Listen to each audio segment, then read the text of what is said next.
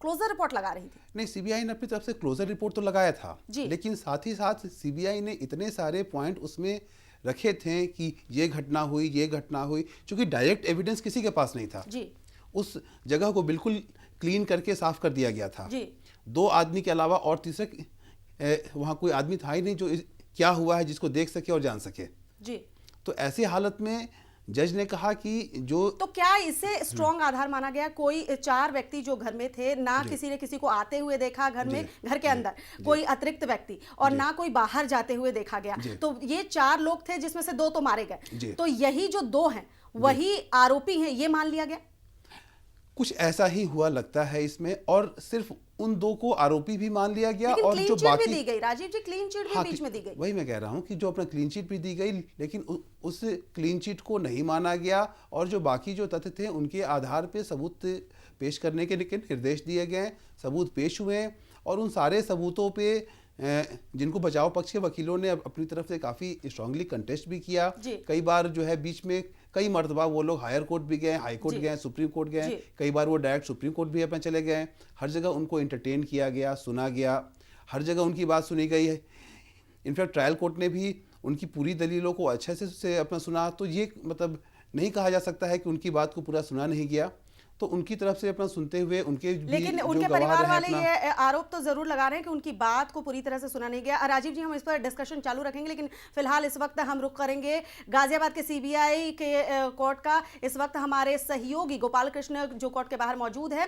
गोपाल, इस वक्त वहां क्या स्थिति है? सजा का ऐलान हो सकता है, थोड़ी देर बस वो पल है जब सजा का ऐलान होना है, क्या कुछ हलचल देख पा रहे हैं?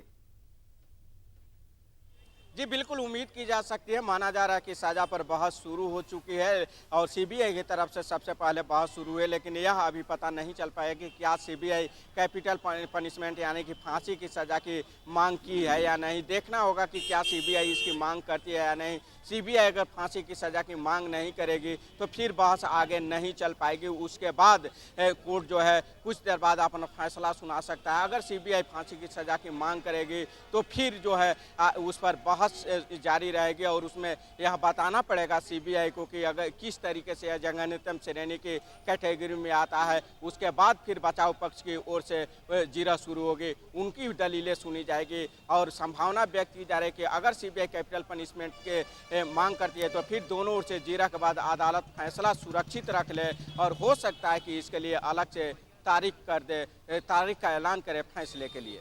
जी गोपाल, आप हमारे साथ बने रहिए। फैसला सुरक्षित रख ले। राजीव जी, हमारे सहयोगी ने बात कही कि फैसला सुरक्षित भी आज जो सजा का ऐलान करना है वो रखा जा सकता है, मतलब सजा जो दी जानी है उसे सुरक्षित रख लिया जाए, आज सजा ना सुनाई जाए, बहस हो इस पर।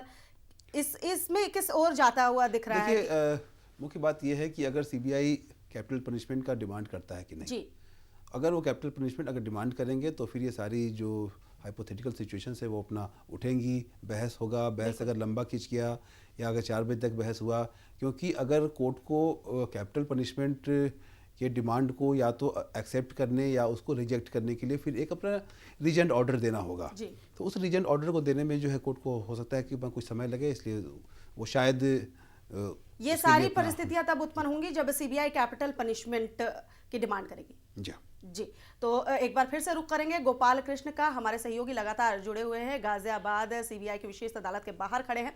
गोपाल, जैसा कि हमारे जो गेस्ट मौजूद है इस वक्त, सुप्रीम कोर्ट के वकील राजीव जी का कहना है कि जब सीबीआई जो कैपिटल पनिशमेंट डिमांड करेगी उसके बाद ही बहस होगी और तभी ये जो सजा सुनाया जाना है उसे सुरक्षित रख लिया जाएगा। इस वक्त हम जानना चाहेंगे कि वहां पर कोर्ट के बाहर किस तरह का माहौल देखने को मिल रहा है। कल जिस तरह से मीडिया कर्मी मौजूद थे और सुरक्षा के जो इंतजाम थे, क्या आज भी वैसा ही माहौल देखने को मिल रहा है? जी, आज भी उसी तरीके के नज़ारे हैं। आज भी भारी संख्या में सुरक्षा बल तैनात है। काफ़ी बड़ी संख्या में आम जनता है जो यह जानने के लिए परेशान हो रही है कि आखिर सज़ा पर बहस के दौरान क्या कुछ सीबीआई मांग कर रही है, क्या फांसी की सज़ा की मांग कर रही है या नहीं, अदालत क्या कुछ सज़ा दे रहा है। आज भी वहीं मीडिया कर्मी की हुजूम लगी हुई है। सब यही देख रहे हैं कि आखिर अदालत क्या आज ही फैसला सुनाएगी, क्या फैसला देती है अदालत। इसको कवरेज करने के लिए तमाम मीडिया कर्मी हो या तमाम आम लोग हो जो जानने के लिए यहाँ पर मौजूद है। परिसर से बाहर हो या परिसर से कोर्ट परिसर से अंदर, तमाम भीड़ गोपाल, आप हमारे साथ बने रहिए, हम लगातार आपसे अपडेट लेते रहेंगे। आप खबर पर नजर बनाए रखिए। फिलहाल के लिए बहुत बहुत धन्यवाद।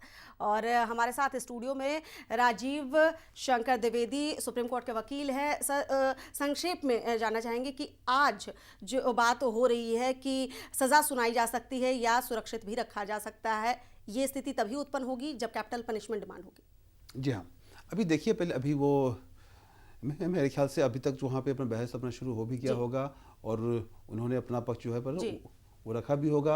अगर वो कैपिटल पनिशमेंट का अपना डिमांड करेंगे फिर उन्हें जो है वो लंबा चौड़ा अपना बहस करना पड़ेगा और उसके बेसिस पे फिर अपना अगर फैसला आता है या नहीं आता है। राजीव जी, बहुत बहुत धन्यवाद, आप हमारे स्टूडियो में आए और हमसे बातचीत की, दर्शकों को बताया कि किस तरह से कैपिटल पनिशमेंट अगर सीबीआई डिमांड करती है तो बहस होगी और आज जो सज़ा का ऐलान करना है उसे सुरक्षित भी सीबीआई गाजियाबाद के कोर्ट अगर जज चाहे तो रख सकते हैं।